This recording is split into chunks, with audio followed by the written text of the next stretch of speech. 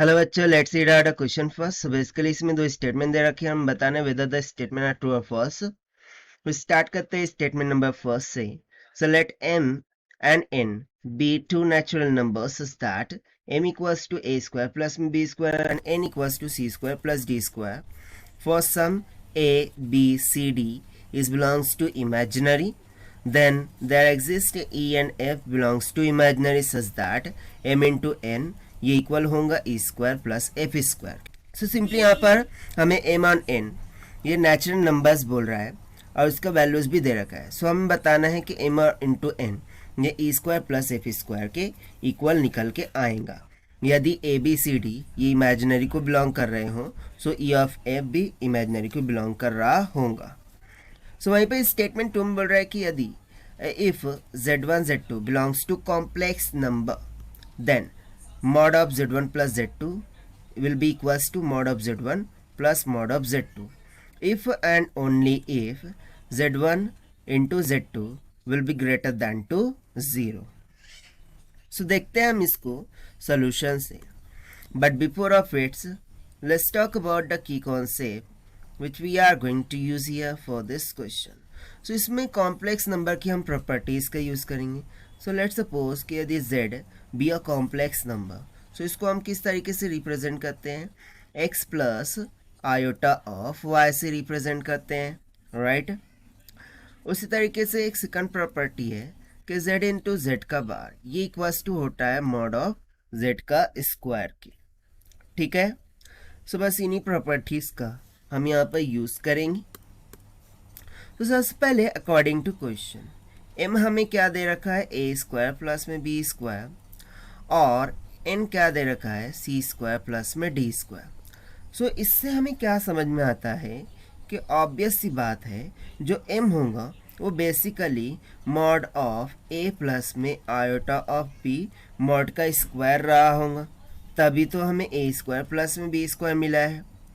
और similarly n equals to ये c plus में आयोटा ऑफ d रहा होगा और मॉड का स्क्वायर रहा होगा, तभी तो हमें n equals to c square plus में डी स्क्वायर मिला है। Why according to the concept 1 and second, ठीक है ना। सो यहाँ से यदि मैं m इंटू एन कर दूँ, सो इसको हम सिंपली क्या लिख सकते हैं कि मॉड ऑफ a प्लस में आयोटा ऑफ b मॉड का स्क्वायर इंटू सी प्लस में आयोटा ऑफ डी मॉड का स्क्वायर, राइट। और या फिर मैं फर्दर इसको बोल सकता हूँ ना कि इन bracket mod of A plus में iota of B mod of C plus में आयोटा ऑफ डी और ये ब्रैकेट का होल स्क्वायर। सो यदि मैं इसको राइट इसको हम क्या करें, ओपन करें। सो यहाँ से m इंटू एन ये किसके इक्वल निकल के आ जाएगा, simply mod of in bracket a c minus का बी डी प्लस में iota times of a d plus में बी सी, ठीक है। और इसका मॉड का क्या हो जाएगा, स्क्वायर।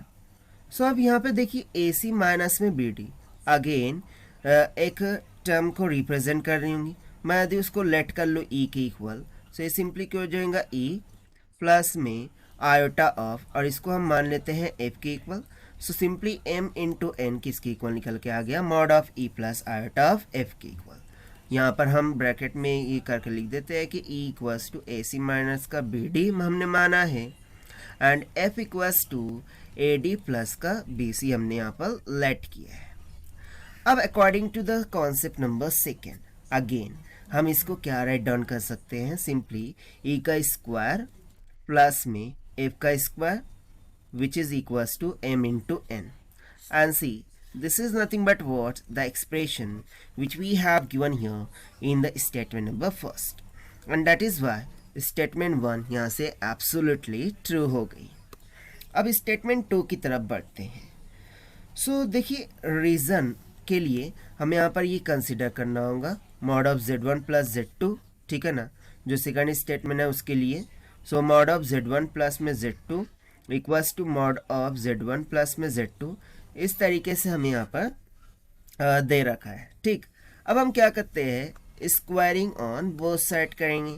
सो हो जाएगा मॉड ऑफ z1 प्लस में z2 का मॉड का स्क्वायर इक्वल्स टू इसको in bracket mod of z1 plus में मॉड ऑफ z2 का ब्रैकेट का square. So according to the formula ये क्या हो जाएगा, it will be open like a का स्क्वायर प्लस में b का square that is mod of z1 का स्क्वायर प्लस में मॉड ऑफ z2 का स्क्वायर प्लस में, अब बाकी यहाँ पर क्या हो जाता है 2 टाइम्स ऑफ रेसिडिव of z1 and z2 and this will be equals to, ये ओपन हो जाएगा मॉड ऑफ z1 का स्क्वायर प्लस में मॉड ऑफ z2 का स्क्वायर प्लस में 2 times of mod of z1 into mod of z2. तो देखिए मॉड ऑफ z1 का स्क्वायर मॉड ऑफ z2 का स्क्वायर ऑन आइदर साइड क्या हो गया है, कैंसिल आउट हो गया है.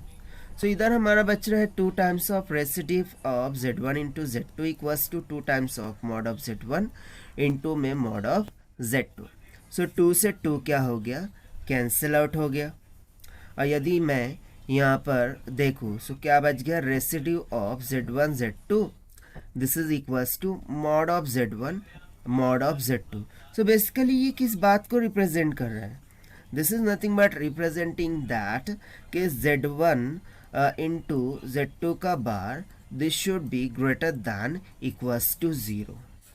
सो देखिए ये आ गया सेकंड स्टेटमेंट के लिए एक्सप्रेशन. तो देखिए यहाँ पर हमें सॉल्व करने पर z1 इंटू z2 का bar greater than equals to 0 मिला है, बट यहाँ पर according to statement two z1 into z2 greater than to 0 expression दे रहा है एंड दैट इज़ वाई जो स्टेटमेंट 2 है वो यहाँ से फॉल्स हो गई. ठीक है, so this is what whole about this question जो कि हमने सॉल्व किया by using the concept of complex number and its property से. Now let us take the option. So यहाँ से statement first is true and 2 is false, that's is why option C will become correct. So this is the required solution. I hope you understood well. Best of luck. Thank you.